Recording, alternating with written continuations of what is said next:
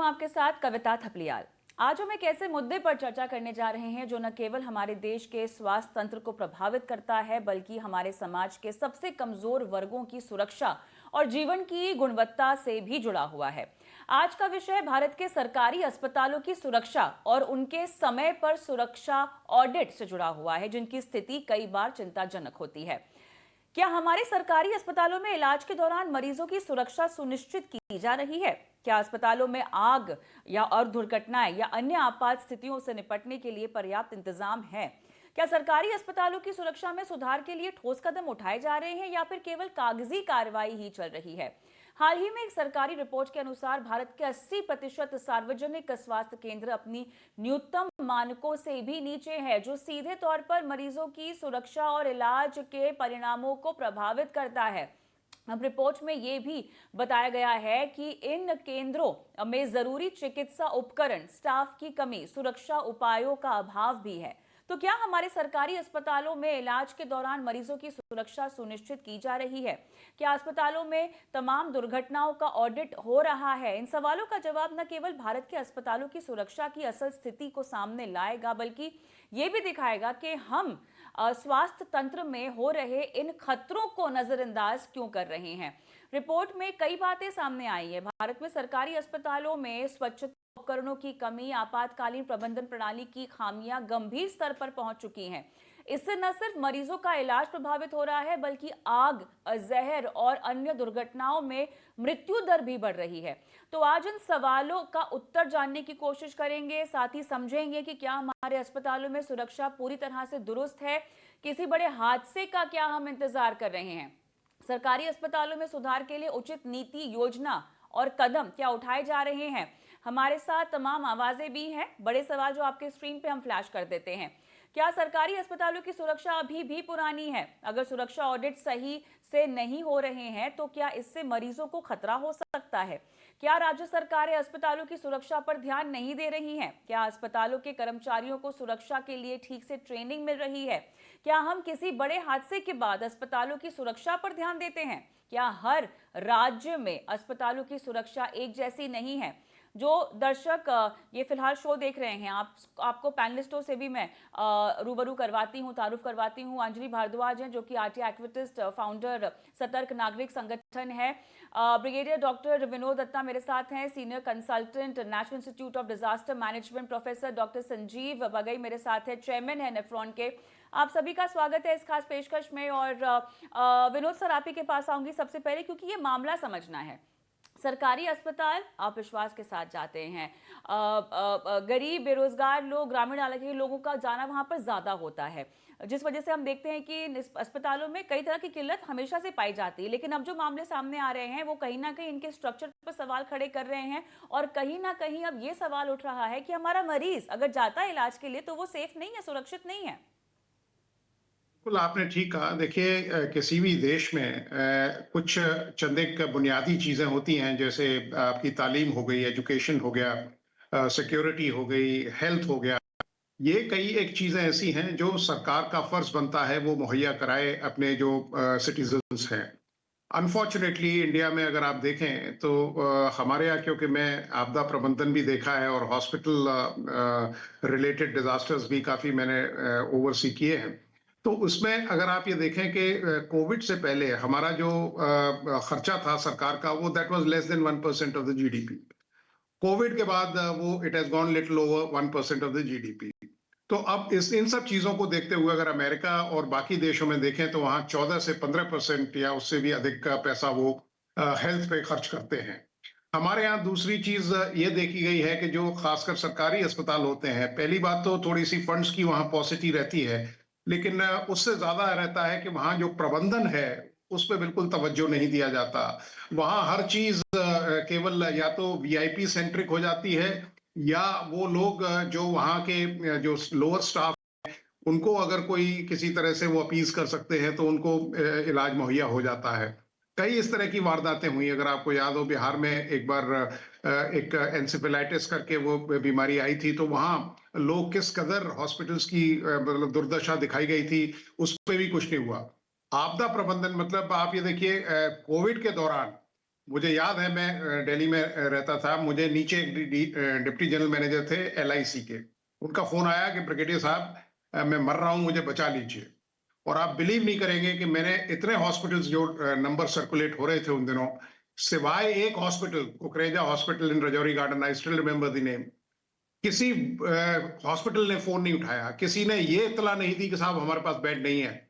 Then I had to take him to the army hospital, RR, where I requested the doctors, I said, you please attend to him, and then he was attended. So if that is the condition, पता नहीं हम किस मतलब कहते हैं ना कि progressive country की हम बात कर रहे हैं, क्योंकि ये एक ऐसी बुनियादी चीज है जो हर इंसान को मिलनी चाहिए, खासकर हमारे जो भारत में जो लोग हैं। मैं मानता हूं पॉपुलेशन का प्रेशर है, क्योंकि पॉपुलेशन इज टू डॉक्टर का जो रेशियो है वो करीब मतलब अगर डब्ल्यूएचओ स्टैंडर्ड्स के हिसाब से देखें, वहां भी हमारे यहाँ काफी मतलब कम है। और इस ये बातें नहीं है, लेकिन हमारे यहाँ हर चीज की एक आर्टिफिशियल जो स्कैरसिटी है वो क्रिएट की जाती है। अगर आप देखें 94,000 95,000 सीटें हैं, अब बढ़ के शायद 1,04,000 मतलब 1,04,000 सीटें हो गई हैं। क्या भारत में जहां 100 150 करोड़ लोग 150 मतलब करोड़ लोगों की जो आबादी है, वहां केवल इतनी ही सीटें होनी चाहिए? एक एवरेज बच्चा जो अच्छा कर रहा है, जिसका रुझान है, क्या वो डॉक्टर नहीं बन सकता? लेकिन वो इसलिए नहीं बन सकता क्योंकि उसके पास इतने पैसे नहीं है, सीटें इतनी लिमिटेड हैं। तो इन सब चीजों और नीट जो एग्जाम कराता है वो उतना नीट नहीं है। तो इन सब चीजों को देखते हुए ये जो बुनियादी चीजें हैं सरकार को चाहिए। अभी आप देखिए कई हॉस्पिटल्स में ऐसी वारदातें हुई, एनओसी नहीं लिया गया, फायर के जो वो अरेंजमेंट्स है दे वर नॉट एडिक्वेट। आगरा में एक केस हुआ था, इसके अंदर कुछ वीआईपी लोग आ गए, तो जो लोग सिलेंडर ऑक्सीजन सिलेंडर पे थे, उनका सिलेंडर हटा के उनको दे दिया गया, लिहाजा उनकी मौत हो गई। और जो मतलब डिजास्टर मैनेजमेंट एक्ट है उसमें जो सबसे हल्की धारा है वो उस अस्पताल पे लगाई गई। तो इन सब चीजों को देखते हुए सरकार को चाहिए, क्योंकि एक ऐसा मतलब it should be taken as culpable homicide अगर इस तरह के केसेस होते हैं। कविता। जी, नहीं काफ़ी काफ़ी विस्तार से आपने पूरी स्थिति और एक तरह से मैं कहूँ कि ज़मीनी हकीकत हमारे सामने डाली है। और सर ऐसा नहीं है कि लोगों को नहीं पता होता, लोगों को पता होता है इस बारे में, लेकिन कहीं न कहीं हम इतने आपाधापी में फँसे रहते हैं, अनजान रहते हैं अपनी ज़िंदगी में कि कोई आवाज़ उठा नहीं पाता। अंजलि जी, आप आवाज़ उठाती हैं इन बातों पर। मुझे बताइए, जो बातें यहाँ पर सर ने हाईलाइट की हैं, दत्ता सर ने, उनको आगे कैसे ले जाया जाए? क्या सिस्टम को पता नहीं होता इन सब चीज़ों के बारे में? हम क्यों किसी भी दुर्घटना का इंतज़ार करते हैं, अंजलि जी? नहीं, बिल्कुल जो विनोद जी ने बातें कही, वो ज़मीनी स्तर पे जो हकीकत है, उसे बयाँ करती हैं। और हम ये जानते हैं कि प्राइवेटाइज़ेशन का दौर है, तो बहुत सारे ऐसे लोग हैं हमारे देश में, जो अब अफ़ोर्ड कर सकते हैं, वो प्राइवेट हॉस्पिटल्स की तरफ जा रहे हैं। और सबसे ज़्यादा डिपेंडेंस जो गवर्नमेंट हॉस्पिटल्स के ऊपर है, वो आज भी हमारे देश में जो हाशिए पर रह रहे हैं लोग, जो गरीब पॉपुलेशन है, बिलो द पॉवर्टी लाइन रह रहे हैं, जो एवरेज लोग हैं हमारे देश के, वो कर रहे हैं। और उनके लिए सबसे ज़्यादा समस्या का समय होता है कि जब बीमारी आती है, क्योंकि उन्हें मालूम है कि चाहे दिल्ली जैसी जगह में भी वो किसी बस्ती में रह रहे हैं और आपके पास टॉप मोस्ट हॉस्पिटल्स दिल्ली के हैं, वहां पर जाकर क्या हशर होने वाला है। और मैं तो अगर आप देखिए गांव में क्या स्थिति है और बाकी टाउन्स में क्या स्थिति है गवर्नमेंट हॉस्पिटल्स की, पूरी तरह से डिलैपिडेटेड स्टेट में हॉस्पिटल्स पाए जाते हैं। हॉस्पिटल्स के अंदर लोग जाएं तो रेगुलरली उन्हें कहा जाता है कि फैसिलिटी नहीं है।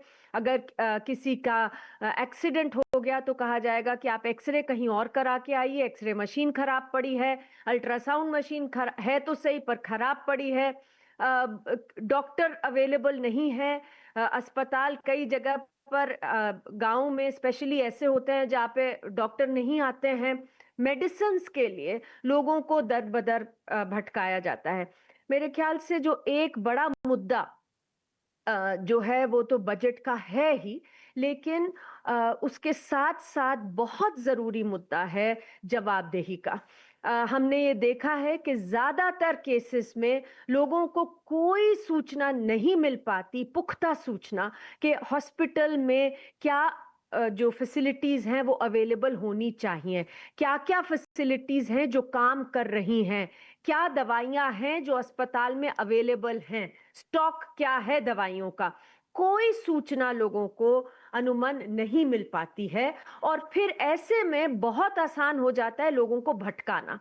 ये कहा जाएगा क्योंकि पास में कोई प्राइवेट क्लिनिक होगी, चाहे वो किसी डॉक्टर के जानकार की ही हो, वो फिर कहा जाएगा आप वहाँ पे जाइए, वहाँ पे आप टेस्ट करा के आ जाइए, वहाँ से आप दवाई खरीद लीजिए। तो लोग कुछ कह नहीं पाते क्योंकि उनके पास पुख्ता जानकारी नहीं है। तो एक चीज़ जिस पर हम लगातार फ़ोकस करते हैं, वो ये है कि अगर सरकारी अस्पताल है, सरकारी पैसे से लोगों के टैक्स पेयर्स के पैसे से चल रहा है, तो लोगों को जानने का अधिकार है कि वहाँ पर क्या स्थिति है, क्या फैसिलिटीज़ हैं, लोगों को सूचना पुख्ता होनी चाहिए। दूसरी चीज़ है अकाउंटेबिलिटी की, जवाबदेही की। अगर हम लोकतंत्र है, लोगों का तंत्र है, तो लोगों के लिए काम होना चाहिए सरकारी अस्पतालों में और बहुत ज़रूरी है कि अगर काम सही से नहीं हो रहा, चाहे कोई भी हो, वो नहीं कर रहे, upkeep of the hospital building नहीं हो रही, अपकीप और मेंटेनेंस ऑफ फैसिलिटीज नहीं हो रही हैं, वहाँ पे मशीन्स की अपकीप नहीं हो रही है या स्टॉक्स नहीं आ रहे हैं मेडिसिन के या सही मेडिसिन नहीं आ रही है, एक पूरा ढांचा होना चाहिए जो कि जवाबदेही का ढांचा हो। लोग शिकायत करना भी चाहते हैं, वो शिकायतें हमें मालूम है हमारे देश में क्या होता है। एक तो वैसे ही स्कूल या अस्पताल में शिकायत करने से लोग डरते हैं, उन्हें लगता है कि इन्हीं के हाथ में हमारी जान है, तो अगर हम शिकायत कर देंगे तो कहाँ जाएंगे फिर। लेकिन शिकायत हो तो एक प्रॉपर ग्रीवेंस रिड्रेस का सिस्टम होना चाहिए जिसके ऊपर तुरंत काम हो। जी, और ऑडिट्स बहुत जरूरी हैं। बताइए, आप जरूर देखें। बिल्कुल नहीं, शिकायत करनी चाहिए और शिकायत का निपटारा भी होना चाहिए। संजीव सर क्या कहते हैं, क्या ऐसी कोई प्रणाली है जहां पे शिकायत की जा सकती है और या कोई ऐसा उदाहरण हमारे सामने है जहां पे शिकायत करने के बाद उस पर कोई एक्शन भी हुआ है? ग्रीवांस रिड्रेसल मेरे ख्याल से एक बहुत अच्छा फैक्टर है, पहलू है इस पूरी समस्या का, हालांकि इकलौता नहीं है, लेकिन कहीं ना कहीं एक्टिवेट करना बहुत जरूरी है सिस्टम को। क्या ऐसा करने से एक्टिवेट होगा? क्या ये सुनिश्चित किया जा सकता है संजीव सर? तो पहले चीज ये समझनी जरूरी है कि जो इंडियन हेल्थ केयर है, जो 1.45 बिलियन पॉपुलेशन को सपोर्ट कर रहा है, वो 70-75% प्राइवेट है, 28% गवर्नमेंट है। तो जो ज्यादातर जो लोअर इनकम ग्रुप है वो गवर्नमेंट हॉस्पिटल ही जा रहे हैं। Private hospital health care Indian citizens के लिए बेहद एक्सपेंसिव है। लोग कहते हैं कि भाई कंपैरिजन के तौर पर यूएस से, यूके से कई गुना कम है, पर अभी भी इंडियन डायस्पोरा के लिए ये बहुत ज्यादा महंगा है। हेल्थ इंश्योरेंस बहुत कम है। अगर आप खाली गवर्नमेंट हॉस्पिटल्स देखें, जस्ट टू फोकस ऑन जो मेन एरियाज हैं, गवर्नमेंट हॉस्पिटल्स में कब और कैसे operational audit, financial audit, compliance audit, maintenance contract audit, structural building audit, clinical medical audits, ज्यादातर हमने देखा है कि ये नहीं होते हैं। अगर होते हैं तो हमें पता नहीं लगता कि किस प्रकार की ये रिपोर्ट है। जो बिल्डिंग्स है गवर्नमेंट हॉस्पिटल्स की, कम से कम 50-60 साल, ज्यादातर जो पुराने मेडिकल कॉलेजेस हैं वो पुरानी बिल्डिंग्स हैं। बिल्डिंग्स का मेंटेनेंस, अपकीप, जो हम सिविल सर्विसेज कहते हैं, मैकेनिकल, इलेक्ट्रिकल, प्लम्बिंग सर्विसेज कहते हैं, और फायर कंप्लायंस कहते हैं। दिल्ली में भी देखा गया है पिछले 1-2 साल में नर्सिंग होम्स में, न्यूबॉर्न सेंटर्स में आग लगी है क्योंकि इनकी फायर कंप्लायंस नहीं है। तो ओवरऑल जो रिड्रेसल सिस्टम है, अगर आप गवर्नमेंट हॉस्पिटल में कोई सजेशन या कंप्लेंट लिख दें, 99.9% उसका कुछ नहीं होने वाला। अगर कोई डिजास्टर या कोई इवेंचुअलिटी हो, एम्स जैसे हॉस्पिटल में खुदा ना खास्ता नहीं हो, या सफदरजंग में हो, तो आप अंदाजा लगा सकते हैं कि कितनी हजारों पेशेंट्स एंड रिलेटिव्स की जान जोखिम में पड़ सकती है। There is no evacuation plan, कोई साइनेजेस ऑर्डर में नहीं है, होल्डिंग एरिया नहीं है, अगर आप देखें फायर एक्सटिंग्विशर्स या sprinkler system, alarm system, smoke detectors inadequate हैं। डीजल जनरेटर, किस तरह से डीजल स्टोर किया जाता है, ये बहुत ज्यादा इंपॉर्टेंट चीजें हैं। जो हॉस्पिटल की जिम्मेदारी है खाली क्लिनिकल केयर नहीं देना है, पेशेंट का वेलफेयर भी देखना है, स्टाफ का वेलफेयर देखना है, ये बहुत जरूरी है। पर अगर आप सजेशंस दें प्राइवेट हॉस्पिटल में, यस वो अटेंड होंगी, पर ज्यादातर वो जैसे उन्होंने डिसाइड किया है वो वैसे का वैसे ही करेंगे। गवर्नमेंट हॉस्पिटल्स में ज्यादातर देखा गया कि अगर आप कोई सजेशंस दें उसका कोई लाभ नहीं होने वाला, ज्यादा कोई उसका एड्रेसल नहीं होता है। अगर आप दें, chance of getting a response is 0.1%। So overall हमने बहुत काम करना है इंडियन हेल्थ केयर में, बहुत ज्यादा काम करना है, सिंसियरली काम करना है। जब तक ट्रांसपेरेंसी एंड अकाउंटेबिलिटी ना आए हमारा हल नहीं हो सकता है। इंडिया की जो डॉक्टर स्ट्रेंथ है, जो allopathic and non allopathic doctors हैं, 9+3 टोटल 12 लाख डॉक्टर्स हैं, जो 144 करोड़ पॉपुलेशन के लिए है। हमारा डॉक्टर पर 1000 पॉपुलेशन रेशियो बेहद कम है, 3 गुना कम है as compare to US, Canada, UK. तो हमें बहुत इसमें काम करना है। जो हम ओवरऑल कहते हैं हेल्थ केयर रिफॉर्म्स, ये अब टाइम है। एंड मेरा बहुत सिंसियर होप है कि मोदी गवर्नमेंट, बीजेपी गवर्नमेंट ये कर सकती है। प्रीवियस 60-65 इयर्स में हमने ज्यादा कोई इंप्रूवमेंट नहीं देखी है। अगर आप देखें पूरे 10 साल पहले 2014 में एमबीबीएस सीट्स खाली 45-48,000 थी, अब 1,10,000 है। तो इम्प्रूवमेंट है, पर इम्प्रूवमेंट स्लो है, क्योंकि जो हमारा नीड गैप है, जो प्रीवियस डेफिसिट है, इतना लंबा है, इतना डीप है कि उसको कवर करने में टाइम है। पर हमें हेल्थ केयर रिफॉर्म्स चाहिए अर्जेंटली। दत्ता सर, आपके पास मैं आऊंगी क्योंकि अब निष्कर्ष की ओर हम बात करते हैं। चैलेंजेस की हमने बात कर ली है, बजट की कमी, अकाउंटेबिलिटी की कमी। दूसरा, मैं चाहती हूं कि हम थोड़ा सा राज्यों के अनुसार, अगर कोई डेटा किसी के पास हो, आपके पास हो या अंजलि जी के पास हो, जो राज्यवार हमें समझा सके कि कहां पर हालात ज्यादा खस्ता है। देखिए, जो मेन मेट्रोज हैं, जो बड़े शहर है, वहाँ पे तो फिर भी हम थोड़ा सा हल्ला करें तो चीज़ें सुधर जाती हैं। लेकिन गांव दराज की अगर हम बात करें, छोटे छोटे टियर 2 टियर 3 टाउन्स की बात करें, मेरे ख्याल से वहाँ पर कठिनाइयाँ ज़्यादा हैं। क्या आप इससे सहमत हैं? और अगर ऐसा है तो कैसे इनसे निपटा जा सकता है? असली अड़चन वाकई क्या पैसों की है कि हमारे पास नियत भी है, हमारे पास नीति भी है, हमारे पास पैसा भी है, लेकिन हो नहीं रहा है क्योंकि भैया सरकारी एटीट्यूड है, लचर एटीट्यूड है? क्या कहेंगे दत्ता सर? देखिए, आपने बड़ा अच्छा प्रश्न उठाया है कि भारत में पैसों की कमी नहीं है। अगर आप देखें, एक यूएनडीपी की रिपोर्ट थी जिसमें इंडिविजुअल वेल्थ इंडिया में 8 ट्रिलियन की है और we are a 4 trillion economy. तो पैसों की हमारे यहाँ कमी नहीं है, उसको चैनलाइज करना चाहिए, पहली बात। दूसरी बात, जिस तरह से पैसा दिया जाता है, आवंटन होता है, उसका एक ऑडिट हो। डॉक्टर संजीव ने इस बात को बड़े अच्छे से और विस्तार से बताया कि साहब किस तरह से उस पैसे का जो आवंटन है वो हो, किस तरह से वो यूटिलाइज किया जाता है, उसको ओवरसी किया जाए। और ये जो फ्रीबीज बट रही हैं देश में, ये देखिए, एक होड़ हो गई है हर एक पॉलिटिकल पार्टी में कि साहब हम आपको ये फ्री दे देंगे, हम आपको वो फ्री दे देंगे, हम आपको ये फ्री दे देंगे। ये जो सिस्टम है, इस पे एकदम कर्ब लगना चाहिए, क्योंकि जब तक आदमी को ये, if you don't empower the humans, they will think that everything is coming so easily and we will get it somewhere or the other. दूसरी चीज, जो टीयर 2 सिटीज हैं या जो एम्स वगैरह से दूर हैं, जहां ये मेडिकल फैसिलिटीज मुहैया नहीं है, वहां हमें मतलब इस तरह के कुछ वॉलंटियर ऑर्गेनाइजेशंस हैं, एनजीओ वगैरह जो हैं, इनको साथ भी हमें डवटेल करना चाहिए। मैंने आपको एक चीज बताई थी कि देखिए, हमारे यहाँ कोई जो ह्यूमन कैपिटल है उसकी कोई कमी नहीं है।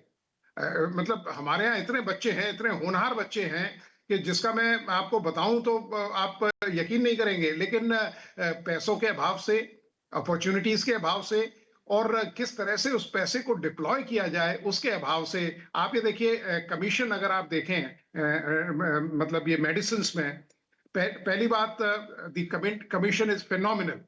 एक आप जेनरिक, जो इस सरकार ने बड़ी अच्छी चीज की है, जो जेनरिक मेडिसिन है, वो देखिए उनकी कीमत कितनी कम है और लोग देन दे आर जेन्युइन। दूसरा, स्पूरियस मेडिसिन, तीसरी कोई भी इस तरह की जो चीजें होती हैं, जो भी मनमानी कर रहे हैं, उनके ऊपर शिकंजा होना चाहिए। There has to be. आप देखिए सिंगापुर किसी जमाने में एक बड़ा करप्ट नेशन हुआ करता था।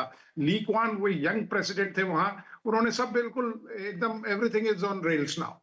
तो हमें भी इसी तरह का कोई एक मतलब विचारधारा की जरूरत है, जो लोगों को ये बताए कि साहब ये आपका पैसा है। अभी आप ये देखिए एक इस तरह की लोगों में सोच पैदा हो गई है कि यार why earn more because when you are paying. हमारे यहाँ टैक्सेशन जो है वो that is one of the highest in the world.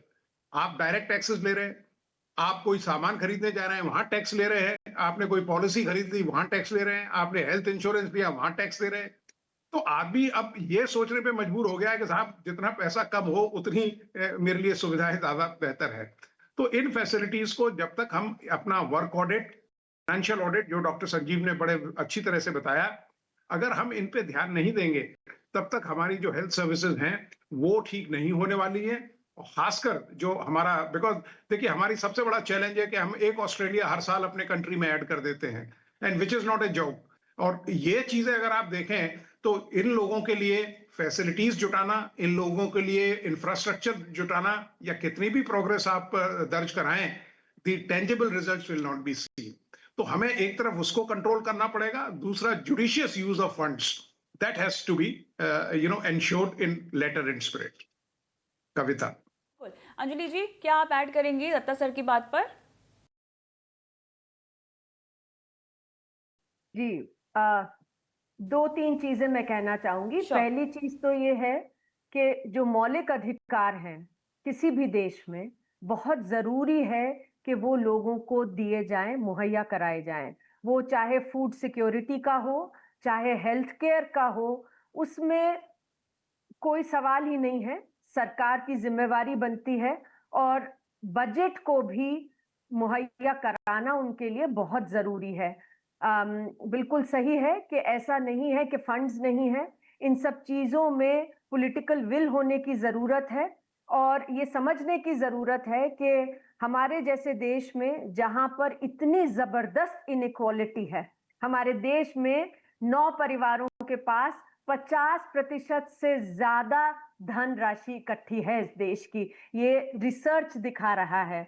और ऐसे में जो इतनी ज्यादा पॉपुलेशन है जो कि हाशिए पर रह रही है, बिलो पॉवर्टी लाइन रह रही है, उनके लिए बेसिक हेल्थ केयर जब तक मुहैया नहीं कराई जाएगी, किसी डेवलपमेंट की हम बात नहीं कर सकते।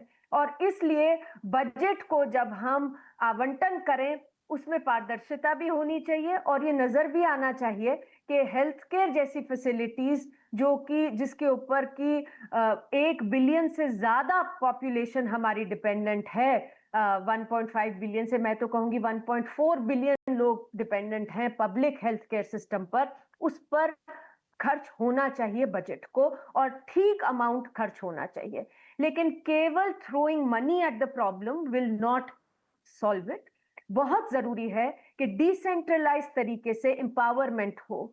जो हमारा एक जो बड़ी सीख रही है वो चाहे ये है कि आप राशन पब्लिक डिस्ट्रीब्यूशन सिस्टम को देख लीजिए, आप किसी और वेलफेयर सिस्टम को देख लीजिए, आप हेल्थ केयर सिस्टम को देख लीजिए, जब तक प्रॉपर अकाउंटेबिलिटी के सिस्टम्स जो कि लोगों को एम्पावर करते हैं, पेशेंट्स को एम्पावर करते हैं, सेटअप नहीं होंगे तब तक सिस्टम नहीं चलेगा। जब तक ऑडिट्स नहीं होंगे, हम तो ये कहते हैं कि सरकारें ऑडिट करें लेकिन साथ ही में पब्लिक ऑडिट होना चाहिए, सोशल ऑडिट होना चाहिए, जिससे कि लोग भी चेक कर सकें। और देखिए दिल्ली में बैठे हुए कोई लोग कहीं किसी दूर दराज के गांव में कुछ हो रहा है, उस पर सब निगरानी नहीं रखी जा सकती। वहां से सिस्टम प्रॉपर डिसेंट्रलाइज सिस्टम होना चाहिए, अकाउंटेबिलिटी का, मॉनिटरिंग का। ऑडिट्स बहुत जरूरी हैं। कोई मतलब नहीं है कि हम कह रहे हैं हम विश्व गुरु बन रहे हैं और देश हमारा कहां जा रहा है, और हम कहते हैं कि हमारे बच्चों के वार्ड में ऑक्सीजन खत्म हो गई इसलिए इतने बच्चे खत्म हो गए। आग लग गई, निकलने का कोई तरीका नहीं था। ऑडिट्स होने चाहिए, समय से होने चाहिए, ग्रीवेंस रिड्रेस सिस्टम होने चाहिए और ट्रांसपेरेंसी होनी चाहिए। बिल्कुल। एक आखिरी सवाल संजीव जी, संक्षिप्त में शायद जवाब भी देना चाहती हूँ। थोड़ा सा जागरूकता की भी कमी है। एक तो सरकारी अस्पतालों को लेके जो इंप्रेशन और इमेज बनी हुई है लोगों की इतनी खराब है कि लोग काफी हद तक जाना भी वहां से डरते हैं। अब क्योंकि हम अकाउंटेबिलिटी की बात कर रहे हैं तो एक नागरिक होने के नाते आवाज उठाना और आगे आना मेरे ख्याल से होता भी होगा। उसकी रिपोर्टिंग हालांकि काफी कम होती है क्योंकि केसेस का निर्वाह ही नहीं होता है। तो अगर आप आवाज उठा भी रहे हैं तब भी कहीं ना कहीं वो दब जाती है या वो कहीं अनदेखी हो जाती है। बतौर नागरिक अगर हम अपने फर्ज को समझना चाहें, सवाल पूछने का हमारा फर्ज है, वो तो हम कर ही सकते हैं। कैसे मुखर होकर हम करें? तो जो पब्लिक अवेयरनेस है वो तो बहुत जरूरी है। पब्लिक का जो ओपिनियन है, पब्लिक के जो सजेशंस हैं उन पर कायम करना चाहिए। पर मोर इम्पोर्टेंटली जो 3-4 चीज हमें पैन इंडिया एड्रेस करनी चाहिए। एक तो हमें मोर नंबर ऑफ डॉक्टर्स चाहिए, जो अभी फिलहाल किस्सा चालू है, but we need to accelerate the progress. More number of beds चाहिए। हर जो प्राइवेट हॉस्पिटल है जो से 100 बेड से ऊपर हो उसको टीचिंग हॉस्पिटल के दायरे में देखना चाहिए, ताकि मोर नंबर ऑफ एमबीबीएस स्टूडेंट्स या डीएनबी स्टूडेंट्स का प्रोडक्शन हो। तीसरी चीज है, हमारी हेल्थ इंश्योरेंस इंडिया में सबसे कम है दुनिया भर में। अगर आप देखें less than 2% of Indian population के पास हेल्थ इंश्योरेंस है। जब बीमारी आती है उनको घर बेचना पड़ता है, ज्वेलरी बेचनी पड़ती है, गहने, लैंड, बाकी चीजें, तो वो इतनी लंबे डेट में चले जाते हैं, कर्जे में चले जाते हैं कि उनका बाहर निकलना असंभव है। तो हेल्थ इंश्योरेंस बहुत जरूरी है। ये आप सोचिए कि आप नई गाड़ी अगर आप शोरूम से खरीदें, आप उसको रजिस्टर नहीं कर सकते और बाहर गाड़ी रोड पर नहीं ला सकते जब तक आपके पास कॉम्प्रिहेंसिव थर्ड पार्टी इंश्योरेंस ना हो। हियर हम डिलीवरी ओवर डिलीवरी करा रहे हैं हॉस्पिटल्स में, बच्चे बाहर निकल रहे हैं बिना कोई हेल्थ इंश्योरेंस के। ये सिटिंग वॉल्केनो है। जब तक हमारी health cover and health insurance ठीक से ना हो, बहुत ज्यादा दिक्कत है। और लास्ट मोस्ट इम्पोर्टेंटली, हमें हेल्थ केयर चाहिए आउट ऑफ मेट्रोज में। वो तभी होगा पॉसिबल जब आप डॉक्टर्स को वहां व्यवस्था और फैसिलिटी दें वहां सेटल होने के लिए। अगर वहां स्कूलिंग ना हो, हाउसिंग ना हो, सेफ्टी ना हो, कोई भी young doctor out of metros नहीं जाएगा। तो there is a lot of work to be done. काफी काम है, काम इन प्रोग्रेस काफी चीजों में है, but we have to be optimistic. I think अगले 2-3 साल में we should be able to gain a lot more. Right, चलिए मेरा समय समाप्त हुआ है, लेकिन काफ़ी विस्तार से हमने चर्चा की है। बहुत सारे पहलुओं पर आप तीनों ने ही बतौर एक्सपर्ट अपनी राय रखी है। अब उम्मीद पर ही दुनिया कायम है और उम्मीद पर ही फिलहाल हमारा ये जो सिस्टम है वो कायम है। बाकी आप जैसे तमाम एक्सट्रीम स्टेक होल्डर्स हैं जो अपनी आवाज़ लगातार उठाते आए हैं और सभी की भलाई के लिए आगे भी बढ़ रहे हैं इसी दिशा में। बहुत बहुत धन्यवाद आप तीनों का इस पेशकश में शिरकत की। मुझे भी आज के इस एपिसोड में इजाज़त दें। नमस्कार।